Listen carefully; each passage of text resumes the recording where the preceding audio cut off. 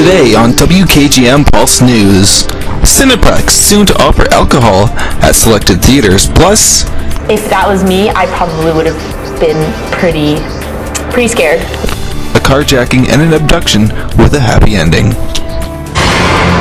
WKGM Pulse News. Live from downtown Winnipeg with Kelly Evans. Sitting in, Trevor Pascal. Good afternoon. Thanks for joining me. Kelly Dunn is on assignment this afternoon. A young boy was found unharmed after the vehicle he was a passenger in was stolen on Wednesday. Around 5 p.m. on January 10th, a woman went to pick up her daughter in the first 100 block of Park Place East in South Tuxedo. The woman stepped out of the vehicle and walked up to the residence. Her son was in the back seat and the keys were in the ignition. While walking to the front of the residence, the woman turned back and spotted a man speeding off in her 2011 Acura MDX with her son inside it.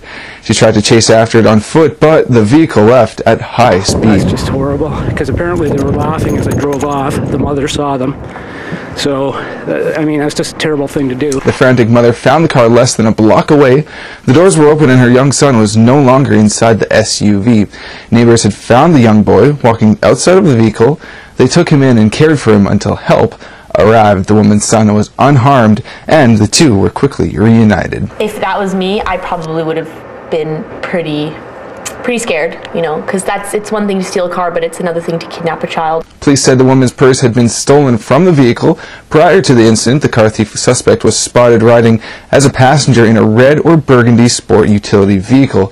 Police also remind the public that about dangers of warming up vehicles and reminded that leaving them unattended can pose opportunities for thieves. I can only imagine what was going, through the mind of the mother at this time. An incredibly terrifying ordeal for her. The thief is described as a white male, about 20 years old, dark short hair, wearing dark clothing, and anyone with any information on the suspect is asked to call, or in this incident is asked to call investigators at 986-2877 or Crime Stoppers at 786-TIPS.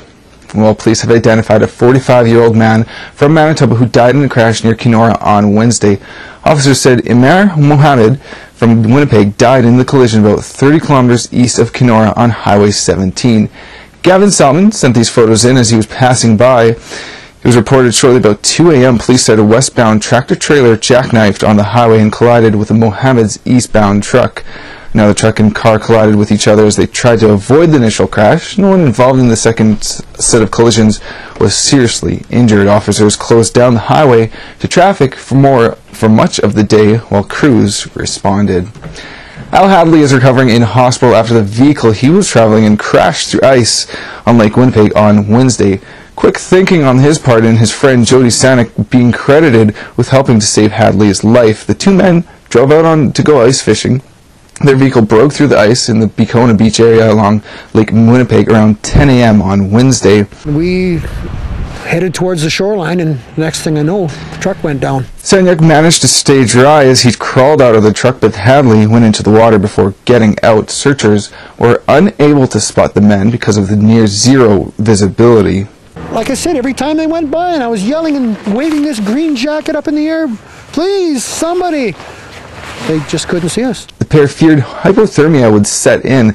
They quickly started a fire to stay warm, and then Sanyak set out walking to find help. Once he reached a residence on the shore, he called 911 and told the rescuers where to find Hadley, who was located within minutes. Their experience is now serving as a notice to other travelers. Experts suggest ice should be about 6 to 8 inches thick in order to support a vehicle's weight. Professor Gordon Giesberg from University of Manitoba has advised for people traveling over ice and suggests they prepare for the possibilities of things going wrong. Giesberg said it involves taking a cotton ball, saturating it in Vaseline, and putting it in a baggie alongside a set of matches, which will help to start a fire if you're stranded in the cold. Al Hadley is recovering in hospital after the Lake Winnipeg incident. He and Sanyak spent about 8 hours outside before meeting up with searchers.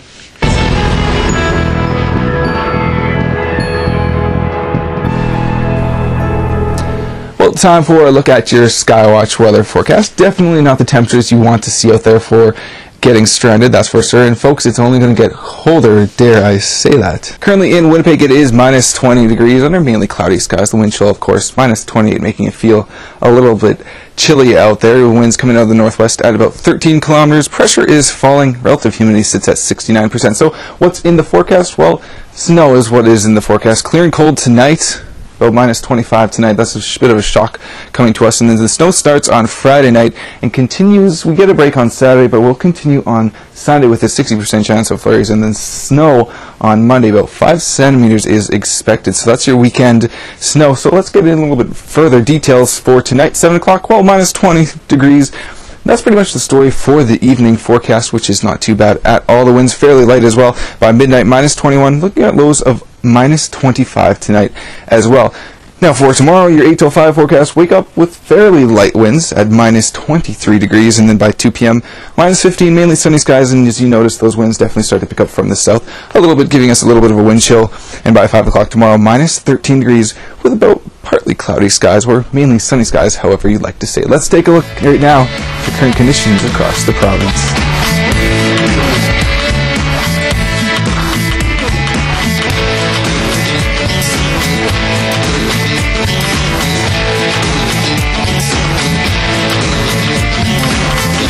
And still to come on WKGM Pulse News, we'll have a complete look at your Skywatch weather forecast. Plus, imagine going to catch a movie at the movie theater and buying some popcorn and a beer. Details in 2 minutes. Women's clothing provided by RW & Company. Salon services provided by Oxford's Aveda Salon. Welcome back. We begin with our weather pictures, of course, sent to us. The first one is just a snowscape of Winnipeg's first blizzard here. That was, of course, sent to us by AJ. And our second one is of that squirrel. Lindsay sends this one in. Hunting for food, I guess. Keep those weather pictures coming at Winnipeg Weather at ctv.ca. Let's head into tonight's conditions across the province, starting with the north. Churchill's overnight lows of minus 28, chilly one. Same with Thompson, mainly clear conditions though at minus 28. Now heading into western parts of the province.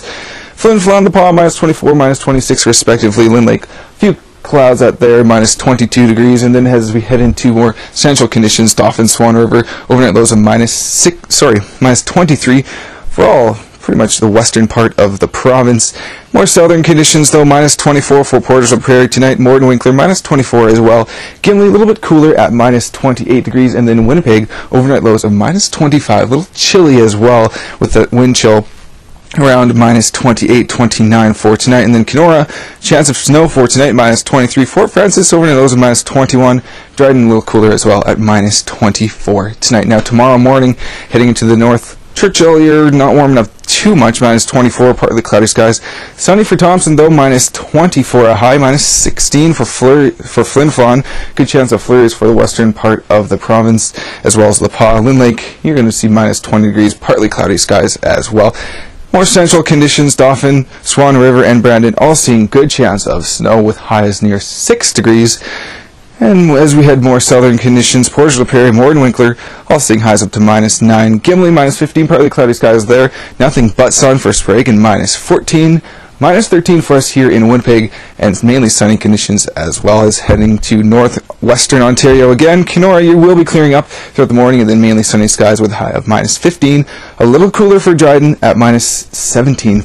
And Fort Francis, highs up to minus 13 for tomorrow. Your 7-day forecast looks like this. Tomorrow, minus 13 here in Winnipeg, not too bad at all. Minus 10 for Saturday, good chance of flurries on Sunday. 60% chance, but that will be our warmest day at highs up to minus 7. Monday, snow, good chance at about 5 centimeters for Monday, minus 14 for a high. Tuesday, cooling and clearing, minus 22, but look at those lows, minus 27.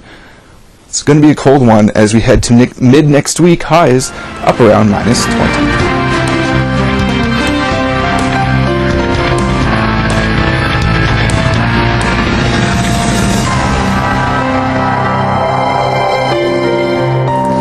You're watching Manitoba's #1 newscast, WKGM Pulse News. Finally this afternoon, the Manitoba Liquor Control Commission has made changes to allow alcohol service at a movie theater complex in the province. The MLCC said it revised part of the Liquor Control Act after an organization approached it with plans for a new multiplex theater which included aim to serve both food and booze. The multiplex will will be Cineplex's structure on McGillivray Boulevard near Kenaston, which is slated to be extensively renovated. It will include adult-only theaters serving alcohol, along with other ones offering family entertainment. The change to the Liquor Act allows for a spectator activities license to be issued to a movie theater complex, provided it has at least 2 theaters with a minimum of 75 permanent seats in each one, and a number of stipulations are also included under the changes of the Liquor Control Act, including that the licensed portion of the movie theater complex may not be comprised of more than 50% of the theaters with that complex. Cineplex was very clear they wanted to continue to be able to offer family entertainment to all ages within their multi-complexes. So this would be a separate, smaller venue that they would make available for essentially a VIP treatment. It will include adult-only theaters serving alcohol, along with other ones offering family entertainment. The change to the Liquor Act allows for spectator activities license to be issued to a movie theater complex, provided it has at least 2 theaters with a minimum of 75 permanent seats in each one. A number of stipulations are also included under the changes to the Liquor Control Act, including that the licensed portion of the movie theater complex may not be comprised of more than 50% of the theaters within that complex, and liquor service would be limited to the licensed section of the theater. So far, only Alberta and Ontario are the only provinces in Canada that allow alcohol in selected theaters. And that is your headlines for this afternoon. For more information, you can log on to WKGMPulseNews.tk, or you can catch the latest tonight on WKGM News at 6 o'clock. Have a great afternoon.